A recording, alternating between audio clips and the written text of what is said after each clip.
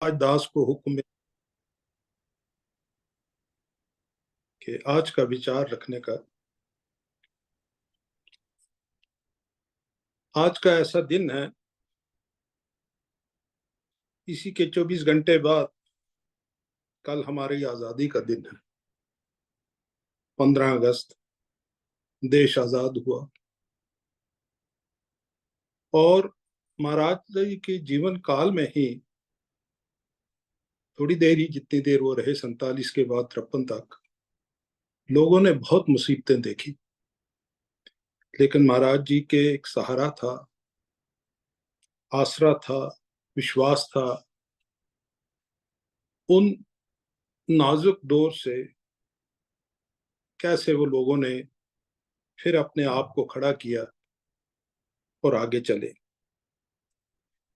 लेकिन जैसे हम देख रहे हैं, आजादी तो है, कल झंडे भी चढ़ेंगे, सब कुछ होगा, लेकिन आसपास अगर देखें तो कितनी बेचैनी है, मुल्कों में कितनी बेचैनी पड़ी हुई है। हमारे हमसाये में देखिए क्या हालत हो रही है, और हमारा समाज जो सनातन समाज है उसमें कितनी कमी आ गई है, कितनी कमजोरी आ गई है।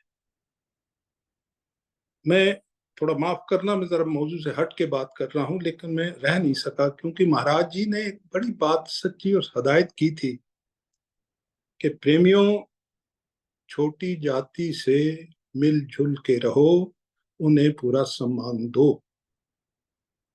यहाँ रिकॉर्ड है।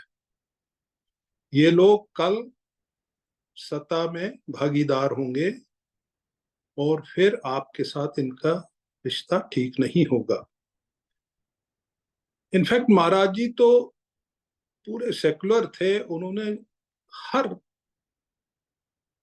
जिस भी धर्म का कोई अवतार हुआ, पैगंबर हुआ, उसकी इज्जत की, हमें सिखाया उनकी इज्जत करना। मुसलमान लोग भी बहुत ही उनको मानते थे। लेकिन आज मुझे ये महसूस हो रहा है कि हम लोग चूक कर गए।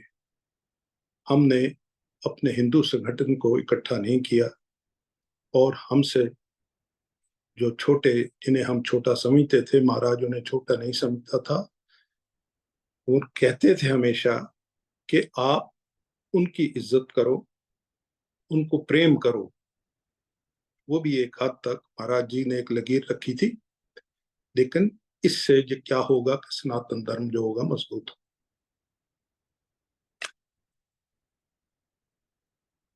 महाराज जी के जो आज का शीर्षक है, मैंने इस पे लिखा मौजू है, वो ये था कि वाणी के अवतरण के संबंध में एक वार्तालाप। पिछली बार भी मैं इसी लाइन पे चला कि हमारी वाणी कैसे इवॉल्व हुई है, इवोल्यूशन ऑफ अवर अमृत वाणी जो है, महाराज जी की अमर वाणी जो है, कैसे कैसे एक एक स्टेप करते करते आगे बढ़ी। ये वाणी एक जगह प्रकट नहीं हुई। महाराज जी एक जगह नहीं बैठते थे, वो हर जगह, हर घूमते थे, हर फिजा में से वो चीजें जो कुदरत की कायनात है उसमें से बैठ के वो चीजें हमें देते थे। खाए वो गंगोटिया में की उन्होंने, जलमादा में की है वाणी प्रकट हुई, ख्वाजा पीर के जंगलों में प्रकट हुई, या कैम्बलपुर में जिसका मैं आज जिक्र कर रहा हूँ, निकेतर गांव जो 5,000 फुट की बुलंदी पे था, उसके जंगलों में हुई। ये वहां पे प्रकट महाराज जी की वाणी। और सबसे बड़ी बात यह है कि हमें पूरा विवरण मिलता है इस चीज के भगत जी के तरफ से, जिन्हें हमारा सौभाग्य है उनके साथ हम मिठे मिले बैठे, कि वो थे बिल्कुल, वो हमें पूरा बता रहे हैं एक एक चीज, एक एक पल का क्या क्या हुआ था। और जब हम आगे भी, जो हमारे प्रेमी, जो बड़े दानी प्रेमी थे, बहुत विद्वान जिनको हम कहते हैं, दानिश किस्म के प्रोफेसर साहब जैसे सोमनाथ जी, उन्होंने लिखा, किस तरीके से लिखा, ऐसे महसूस होता कि हम महाराज जी और भगत जी के साथ बैठे ये सब चीजें अनुभव कर रहे हैं। तो मैं वहां से शुरू करता हूं। थट्टा एक स्थान है कैम्बलपुर पाकिस्तान में, महाराज जी, भगत जी कहते हैं महाराज जी को, ये क्या बात है कि आप वाणी उच्चारण करते समय तो लगातार ही उच्चारण करते जाते हैं, मिनटों में कितने ही पद बोल जाते हैं, लेकिन दुरुस्ती के समय जरा सी गलती निकालने में 2-3 मिनट लग जाते हैं। गुरुदेव जी कहते हैं, मालिक की मौज का प्रवाह जब चल रहा होता है, उस समय बुद्धि गलत सही विचार के द्वंद से परे होती है। उस समय बेदारी हालत से गलत शब्द उच्चारण नहीं होता। तेरी कलम या बेहोशी गलती कर जाती है, उस बेपरवाह हालत का अनुभव वही सत्पुरुष जान सकता है जिसके अंदर अनंतमयी मौज तारी है। जब सत्स्वरूप से अलग बाह्यमुखी होकर विचार होता है, बाहर की तरफ जब आपका रुझान होता है, तब जेर जबर, मात्राओं को जेर जबर उर्दू में एक लफ्ज है, मात्राओं का जो होता है, का विचार आता है। अंतर सत शब्द से लगी हुई बुद्धि के अंदर अपने आप आत्म तत्व के सही विचार उठते हैं। उनको जरा भी सोचने के वास्ते कोशिश नहीं करनी पड़ती, अपने आप ही अमृतवाणी प्रकट होनी शुरू हो जाती है। जैसा भी जिस विचार का संकल्प उठा, उसकी महिमा शुरू होने लग जाएगी, करतार को भी और संसार को भी। नई से नई बातों का पता चलता है, लेकिन संसार की मालूमात खेद युक्त होती है। संसार की तरफ देखते ही नहीं है, वहां तो वही देश कलेश सब कुछ इधर ही होता है, लालच होती है, सब चीजें होती है संसार की तरफ। कहते हैं संसार का मालूमात खेद युक्त होती है, इस वास्ते उधर ज्यादा ध्यान नहीं दिया जाता। जिस प्रकार तपे हुए हृदय में ठंडक शांति आवे, वही विचार सत्पुरुष पकड़ कर जाते हैं। सबको अपना अपना सत विश्वास और श्रद्धा से ही इस सत अनुराग में उन्नति देने वाली है। अब ये यहाँ पे ऐसी चीज आती है कि जब महाराज जी के उस लय में आते हैं और फिर वो जब बोलते हैं, अमरवाणी होती है, और हमारे वहां पे बैठ के आगे भगत जी लिखते हैं। कितने खुशकिस्मत हैं भगत जी कि बड़े बड़े तप करने वालों को भी वो चीज नहीं हासिल होती है जिंदगी में कि जब कोई समाधि अवस्था में अमृतवाणी का वो एक मंबा बाहर निकलता है, एक इंसान बैठा उसे लिखता रहता है। लिखने वाला और बोलने वाला कैसे उनका एक साथ लह चलती है, और वो वातावरण क्या होगा, वो यहाँ थोड़ा सा मैं कोशिश करूंगा देने का। बड़े बड़े विचारक जिनकी बुद्धि अनंत प्रकार के संशयों से खिन रहती है, अनुभवी वाक को इस प्रकार प्रकट होते देखकर अपने आप को धन्य मानते। उनकी जीवन भर न सुलझने वाली उलझने सुलझ जाती हैं, कभी ना मिटने वाले संशय लीन हो जाते।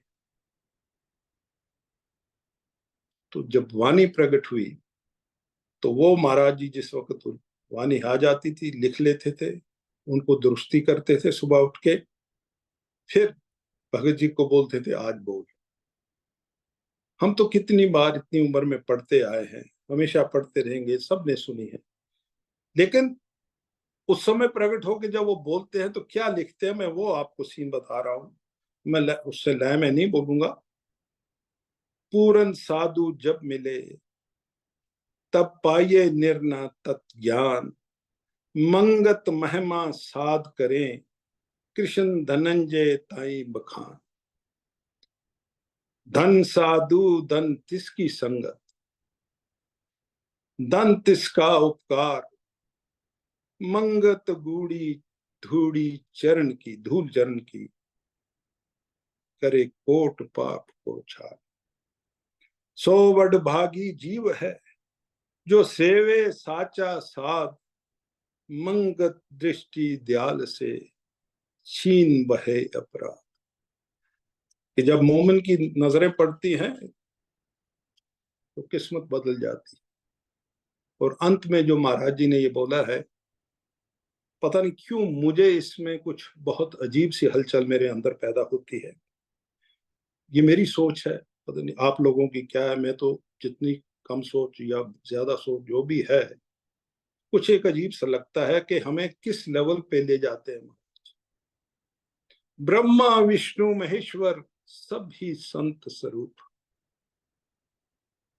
मंगत गुरमुख साधु आया, घर नारायण कर।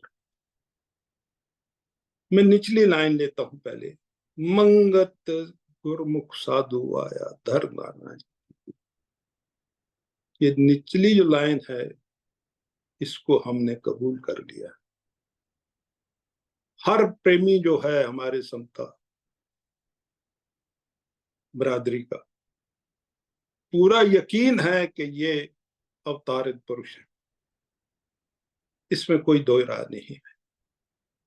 जिंदगी में हमने जो चीजें देखी हैं, ऊंचा नीचा, कैसे हम निकले, क्या रफूजी बने, कहाँ निकले, कहाँ आए, कहाँ पहुंचे, जब पीछे मुड़ के देखते हैं तो सिर्फ कृपा गुरु की है। ये तो उस हालत में है हमारे गृहस्थी साहब, लेकिन आध्यात्मिक तौर पे देखिए हमें कितना ऊंचा कर गई है।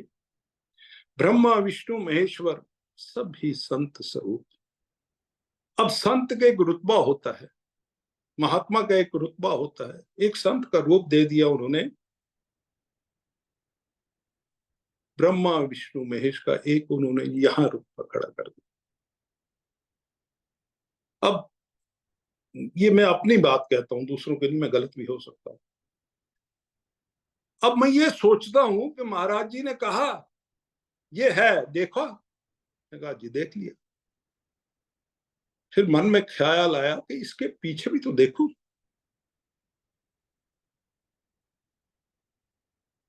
तो जब मैं पीछे की तरफ देखता हूं तो वहां तो ब्रह्मांड है, माल के कुल है, एक ओंकार है। तो तब मेरा लेवल ये हो जाता है कि ये जो हम छोटे छोटे अपने धर्म में जो ये करते हैं, कुछ छोटे मोटे रस्म रिवाज होते हैं, रीतियां होती हैं, वो होती है, ये होती है, ये तो गृहस्थ के लिए ठीक है, लेकिन ये सब हमें कुछ कोई रुचि नहीं रहती इसमें। रुचि तो एक ही रहती है कि इसके परे भी और सितारों से आगे जमी और भी है, आसमां और भी है। तो ये चीज जब हमें महाराज जी कह गए कि भाई ये मैं देता हूं, मैं जमानत देता हूं कि इसके पीछे है जिधर जाना है तुमने।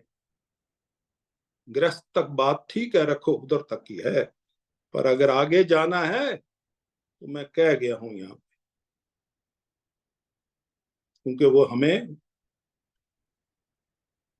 ब्रह्मा विष्णु महेश का एक लेवल देंगे और हमें कहा है कि वहां तक ठीक है, आप सनातनी हो, सब कुछ मानते हो, लेकिन उसके पीछे देखो। ये बहुत बड़ी बात है, ये सोचने की बात है। और उसका फिर रास्ता भी बता दिया, ये नहीं कि बस सिर्फ कह दिया, रास्ता भी बता।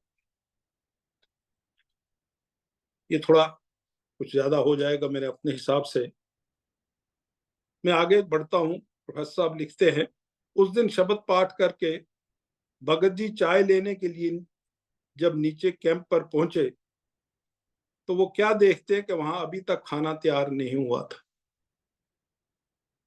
कि जिस जंगल में ये महाराज तप कर रहे थे, जहां पे ये उच्चारण किया ये, तो उसके नीचे वो प्लम्बर पार्टी होती है जो दरख्तों को काटती है वहां पे। तो वहां पे उनके एक प्रेमी उनको वहीं पे कर गए थे, किचन वगैरह का वहीं इंतजाम था, खाना पीना वहीं।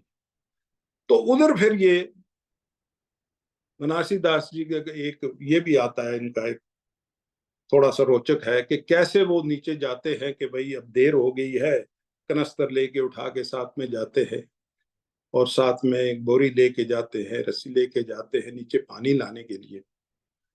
वो रास्ते में देखते हैं कि वो कटाई हो रही है, दरख्तों की कटाई। एक दरख्त देखा वो आधा काटा हुआ पड़ा था, तो उन्होंने सुना कि भाई ये देख रहे हैं ऐसे कि है प्रभु, अगर ये दरख्त मेरे ऊपर गिर गया मेरी क्या हालत होगी। अभी वह सोच ही रहे थे तो इतने में उनका पांव फिसला, उन्हें फिसलते फिसलते नीचे चले गए, ऊपर से वो दरख्त आके गिर गया। उन्होंने चोट तक नहीं लगी, थोड़ी सी वो खून बहा उनके पांव पे। तो सब ऊपर से आगे जितने प्लम्बर थे वो काटने होते थे, उनको कहते थे वो कहते हैं आप बच गए, आपकी किस्मत है, आपका ये दरख्त गिरा, आप कैसे बचे। तो वहां पे फिर भगत जी कहते हैं कि मैंने कहा ये महाराज जी, ये सब आपकी ही कृपा है। और फिर वो ऊपर उठे, उन्होंने वहां अपने लिए खाना बनाया, महाराज जी के लिए चाय बना के लेके गए। भगत जी ये देखकर हैरान रह गए, उन्हें एक ही विचार आया, सब महाराज जी की कृपा दृष्टि है। सूली की सजा थी, कहते हैं सूली की सजा थी, कांटे में बदल गई। यही मोमिन की नजर होती है। वाह प्रभु तेरी अपार महिमा। खून साफ करके भगत जी ने दाव पर मिट्टी लगा दी, कनस्तर और बोरी को ढूंढा, फिर सोते से पानी भरकर मजदूरों के कैंप में पहुंचे। वहां 2 मक्की की रोटियां पकाकर नमक के साथ खा ली। सादगी देखिए क्या है। फिर गुरुदेव के लिए चाय बनाकर ऊपर कुटिया में पहुंचे। चाय पहुंचाने में आज बहुत देर हो गई थी। रास्ते में सोच रहे थे गुरुदेव नाराज होंगे। कुटिया पर पहुंचकर चाय सामने रखी, सस्वत प्रणाम करके चाय पिलाने लगे। दृष्टि नीचे चरणों पर ही टिकाए रखी।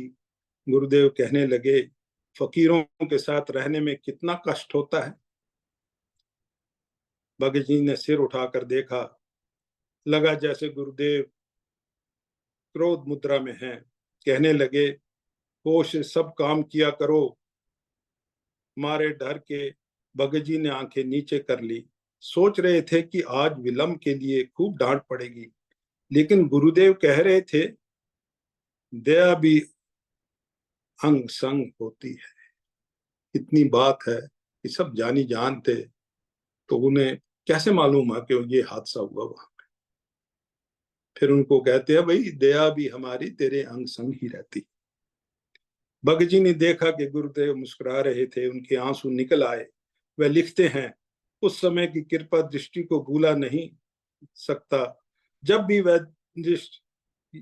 दृष्टि याद आती है, वह पेड़ गिरने का दृश्य भी सामने आ जाता है। बड़े ऊंचे भाग से महापुरुषों के चरणों में रहने का समय मिलता है। हम उस दया के पात्र न थे। ये सब गुरुदेव की दया दृष्टि थी, जो उन्होंने चरणों में बैठने का अवसर प्रदान। चाय पिलाकर भगत जी बर्तन साफ करने लगे।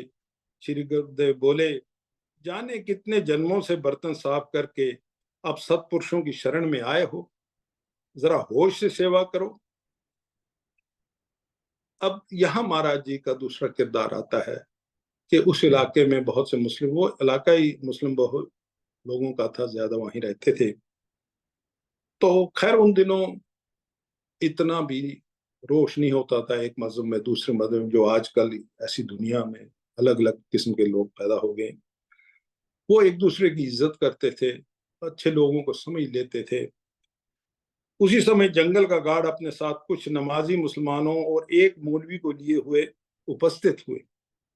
कुटिया में प्रवेश करके सबने बड़ी विनम्रता से सलाम किया। गुरुदेव ने बैठने को कहा।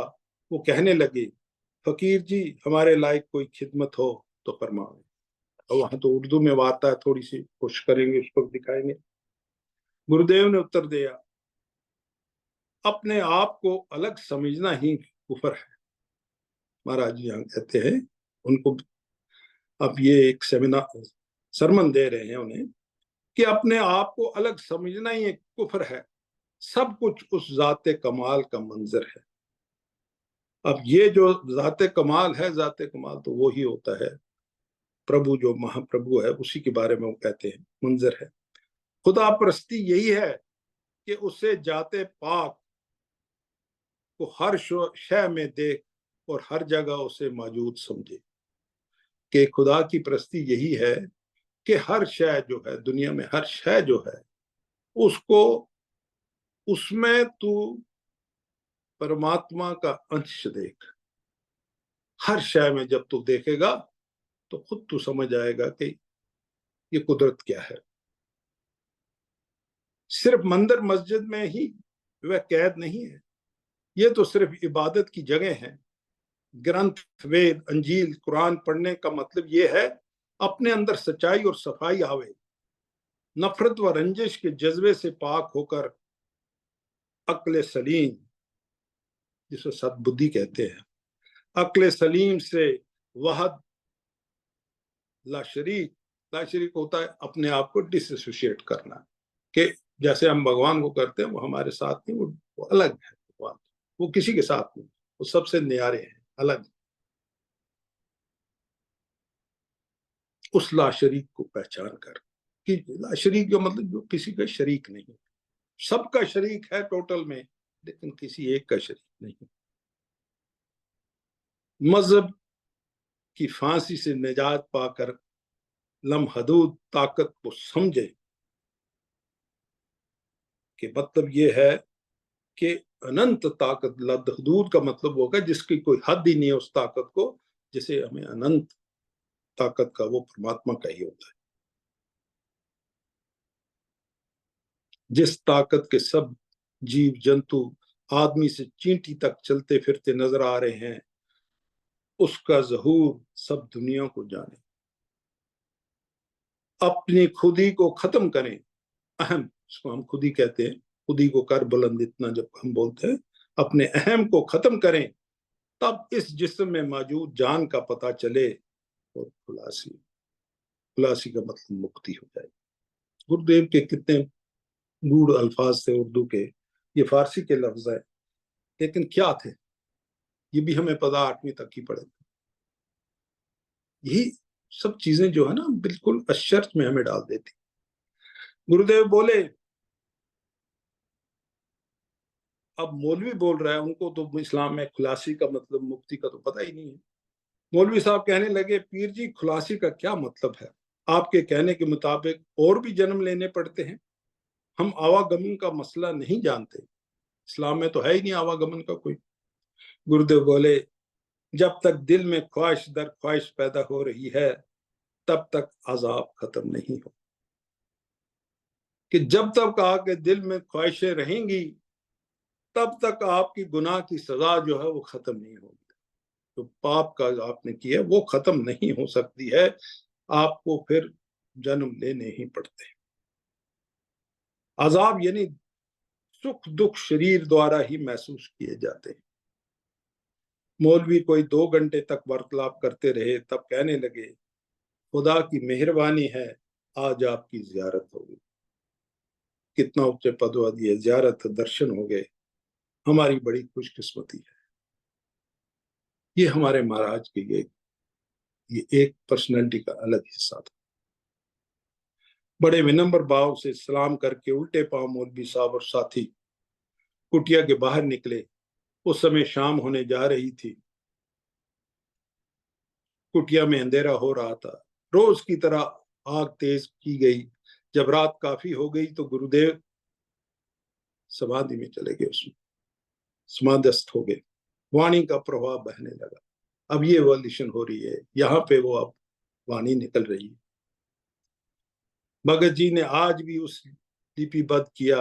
वाणी की समाप्ति पर धीरे धीरे गुरुदेव के ब्रह्म, जब उनके बहुचेतना लौटी, आप दोबारा उनके होश में आए महाराज जी, जब वह पूरी तरह जाग गए तो कहने लगे, इस जगह के लिए इतना ही प्रसंग काफी है, बाकी फिर जैसी आज्ञा होगी उस समय फिर देखा जाएगा।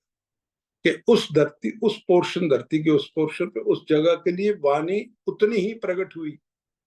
अब अगली वाणी कोई और जगह।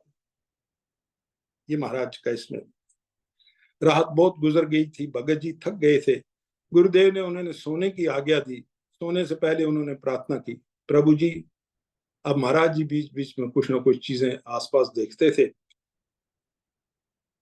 प्रभु जी जैसे तुलसीदास जी के दोहे हैं, वैसे शब्द भी कृपा करके बख्शिश करें।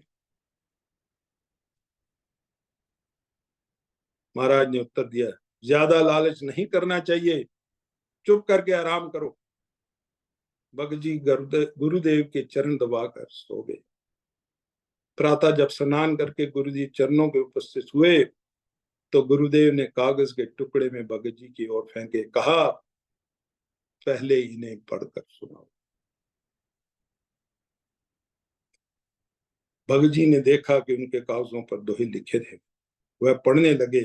उनमें से कुछ पहले के दोहे इस प्रकार। अब यहाँ ये बात आती है, तो एक तो समाधि अवस्था में वो बोलते थे, वो लिखते थे, लेकिन आज महाराज जी ने अपनी कलम से खुद लिखे। लेकिन हम ये नहीं कह सकते कि अब वो एक पोएट के तौर पे लिखे या एक शायरी के तौर पे लिखे। उस वक्त भी उनके अंदर वही चीज चलती थी, वही चीज चलती थी जिसमें उसका आवाज आती थी, उसी में दोहे। और फिर वो दोहे जब प्रकट हुए, फिर उनका पढ़ के सुना। अब ये तो मैं थोड़ा पढ़ूंगा क्योंकि ये तो रोज ही हम लोग पढ़ते हैं, तो ये वैरागवाणी का एक स्टार्ट हो जाता है यहाँ से। प्रभ का सिमरन सार है, संता करी पुकार, एक घड़ी न विसरे सो आनंद भंडार। छाया बादल की जैसे जग का खेल, दुर्लभ नाम कमाइयो, कर साचे गुरु समुझो। लख 84 जंत में मानुष देह परवा, सबसे उत्तम जाति मानुष की होती है, वो चोला सबसे उत्तम। सिमरन साचे नाम का, इसमें मिले निधान। सिर्फ मानुष चोले में ही निदान मिल सकता है और किसी में नहीं मिल सकता। अब मैं थोड़ा इसे पढ़ूंगा। जैसे नीर तुरंग का छिन में रूप बटाए, लहर होती है पानी, उसकी छिन में रूप बदल जाता है। ऐसे जीवन जगत में जान लियो गुनी राय, काठ अग्नि में पड़ा जल जल हुए अंगार। मंगत जीवन जगत में केवल दिन है चार। मुझे समय का भी कुछ देखना है, शायद मुझे कुछ पूरा नहीं, अगर थोड़ा है तो मैं ले लूं। ओके। अब इस तरह से गुरुदेव ने ये दोहे जो लिखे हैं, 200 दोहे के करीब जैसे भी जो लिखे हुए हैं उन्होंने, तो भगत जी महाराज जी जो वाणी आप उच्चारण फरमाते हैं, ये कब और किस तरह जल्दी जल्दी प्रकट हो जाती है। तो फिर गुरुदेव इसमें आगे फिर बोलते हैं कि भाई कैसे शब्द प्रकट होता है, और प्रकट शब्द के बाद बुद्धि जब गगन यानी कपाल में स्थिर होती है, उस समय सब हालात इसे समझ आ जाते हैं। प्रकृति क्या है, कहाँ से जीव आया है, कहाँ जाना है, बंधन क्या है, निर्बंध क्या है, सब गुण अवगुण पल भर में समझ जाती है। पद और गद की कोई बात नहीं, हर तरह बयान कर सकती है। बाहरी मुखी होती है या अंतर्मुखी होती है, हर हालत में सचित आनंद में लीन रहती है। वाणी उच्चारण करते समय पद में ईश्वर की महिमा इसलिए बयान की जाती है ताकि असली भावों को मनमुख जीव तब्दील न कर सके। इसकी पॉइंट में लिखी जाती है कि उसको पद में लिखी जाती है कि वो चेंज न कर सके। इसमें महापुरुष की नजर में जड़ अजड़ एक ही रूप है, सब जड़ चेतना उसी ब्रह्म का रूप है, लेकिन समझने के वास्ते सब कहना पड़ता है और मर्यादा के को कायम रखना पड़ता है। तो ये महाराज जी का एक एवोल्यूशन होती, कैसे कैसे हम लोगों के लिए उन्होंने ये सब हमारे लिए किया। इतना अपने आप को, जिसे हम कहते हैं खुद जल कर हमारे लिए रोशनी पैदा की, और इतनी ऊंची शिक्षा हमें दी, और अगर इसको भी हम नहीं समझ सके तो कसूर किसका है। इसी के साथ मैं विराम देता हूँ। कुछ गलत चीज हुई, जज्बात में मैं कह गया बात, तो वो मुझे माफ कीजिएगा।